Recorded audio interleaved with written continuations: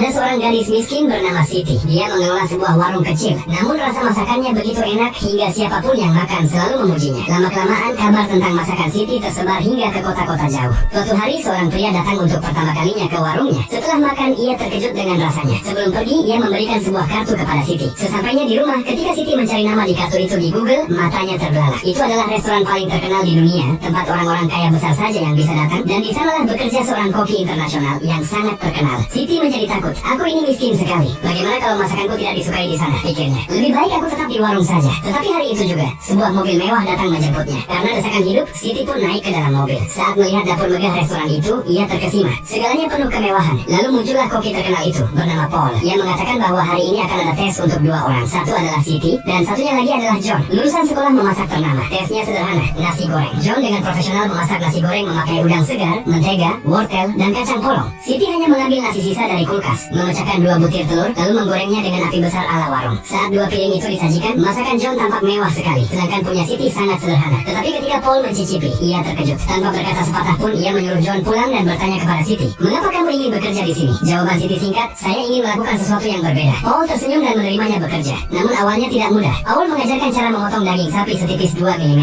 Siti terus salah. Potongan pertama bahkan langsung dibuang oleh Paul. Ia gugup, hampir menangis. Setelah banyak percobaan, akhirnya berhasil. Kemudian ia mencoba memasak dengan gaya warung, api besar. Tetapi Paul selalu membuang masakannya. Kepercayaan diri Siti hancur. Ia sempat berpikir untuk pulang ke desanya. Namun malam itu ia bertekad, "Aku tidak akan menyerah." Semalaman ia berlatih di dapur. Esoknya semua melihat wajahnya lelah, tapi matanya bersinar penuh semangat. Ia terus memasak daging sapi dengan cepat tanpa berhenti. Tangannya terbakar minyak, tapi ia tidak menyerah. Saat Paul mencicipi daging sapi buatannya, ia terdiam lama. Rasanya begitu lezat, seakan meleleh di mulut. Ekspresi wajahnya sudah menjelaskan semuanya. Kini Siti bukan lagi gadis warung miskin, tetapi seorang koki luar biasa.